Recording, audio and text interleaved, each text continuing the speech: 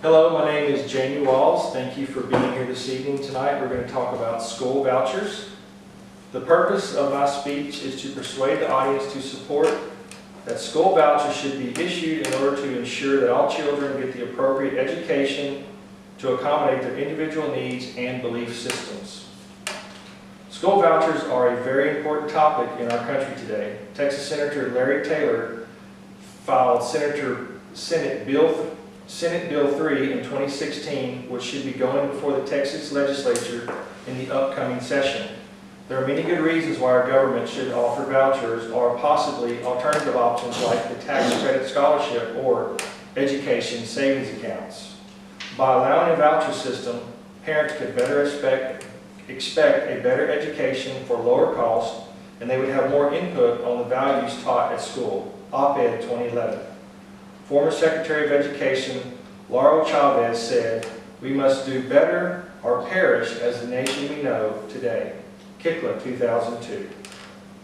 Senate Bill 3 promotes education savings account and tax credit scholarships to subsidize private schools, tuition, and other education expenses. The bill has two sections. Education savings accounts, or ESAs. These give Texas families public money on private school tuition and other expenses related to education. They also give a restricted use debit card would be given directly to parents to help with students' education needs, similar to health savings accounts. Swaby 2017.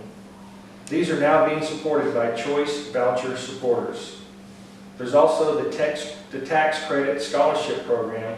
Senator Taylor said, "This is not money leaving the system, it is money following the student." Deckard 2001. This part of the bill is supported by the Texas Catholic Conference. Reasons and a need for vouchers, ESAs, and tax credit scholarships.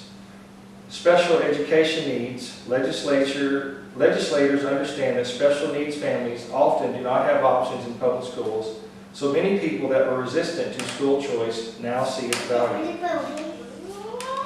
There are an estimated 140,000 students on waiting lists for charter schools, said Randon Stahlheiser, Director of Texans for Education Opportunity. Meanwhile, there are 130,000 seats available in the state's private schools. Families that are struggling financially can't afford to even consider that option. Our goal is to help those students have access to those seats they are otherwise wouldn't have, she said. Alea 2017. There are also religious reasons or beliefs and the fact that poor public school ratings. There are many types of private public schools. Students with disabilities can benefit from private schools geared toward their needs, such as School for the Blind's have Braille everywhere, small class sizes, and technology meant to assist them. They also have knowledgeable blind teachers they can relate to. McLean 2002. Schools for the Deaf have audiologists and speech-language pathologists on site. Also, having deaf teachers and principals gives students positive role models. Staff 2013. Autism schools offer strong therapeutic interventions, small class sizes, more individualized teaching, and significant flexibility in terms of curriculum. Op-Ed 2011. There's also Montessori school. These schools have prepared environments based on the observations of students, and they are child-centered rather than teacher-centered. They also allow children to work on lessons as long as needed, and teachers work as guides and consult with students one-on-one. There's also hands-on active learning rather than the traditional school passive learning. And the individual child's workplace is honored and encouraged. The Montessori student also their self-esteem also develops from an internal sense of pride from the child's own accomplishments. Emily 2015.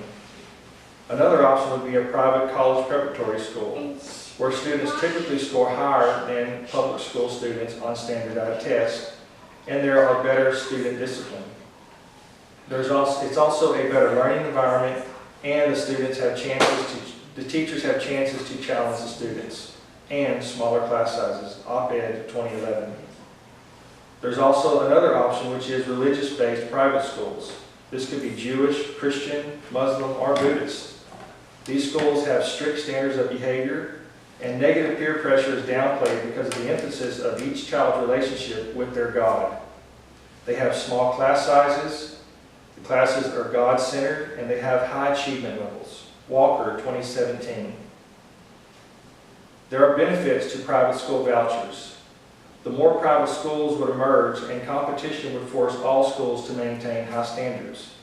It would eliminate the controversy of prayer in school because a parent could afford to send their child to the school of their choice. They would no longer be stuck in the one-size-fits-all.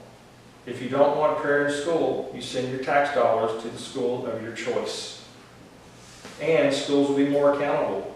Parents could remove their kids and send them elsewhere at any time. August 2011.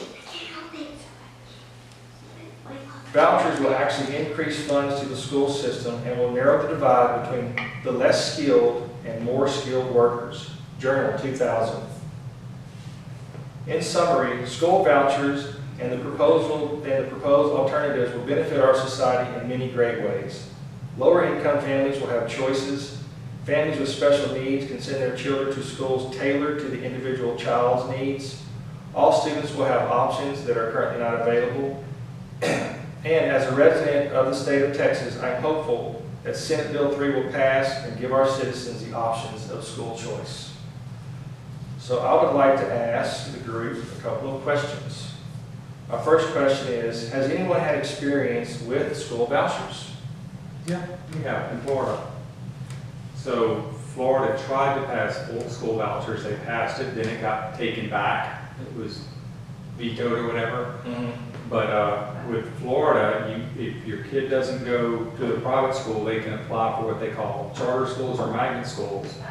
Then the problem with those schools are a lot of them how they focus. Like there might be one charter school or magnet school that focuses only on engineering or only a specific subject matter. So the schools are great, but if your kid didn't want engineering, So it's not open to everyone? it wasn't open to everyone. Yeah, they were very focused schools. So though they were there, you know, if there were 3 or 4 subjects and your kid wasn't interested in that, or didn't excel in those subjects, you were kind of out of luck. Thank you. Does anyone have an opinion on how school vouchers could benefit you? Yes, I do. If, for instance, when my older son, who's high functioning autism, was in school, there wasn't that option. There's still not the option at this point in time. And so, being high functioning, he was stuck kind of in a zone of, he's a high achieving student, but he's unable to function in the regular classroom. So the only alternative is to put him in emotionally disturbed classroom where they can deal with his behavior. So there was nothing in between, because he didn't need to be a resource, but he didn't need to be isolated. So it wasn't a good fit. So it wasn't a good fit. And so if I could have afforded to put him somewhere like in a Montessori school or something, that would have been a much better fit for him, that I couldn't have afforded it at the time. Yeah. What assurance do you have that the courses these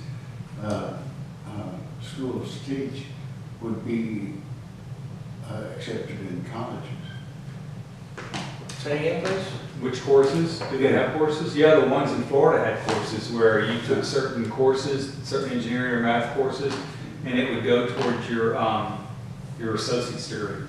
So you would go into your first year So of you college. take some of the classes on Dual credit, college. like dual credits. Yeah, it would be dual credit classes, yeah. So you go into your first year of college maybe with 15 or 20 college credits. All right, guys, well, thank you for being here for my speech this evening.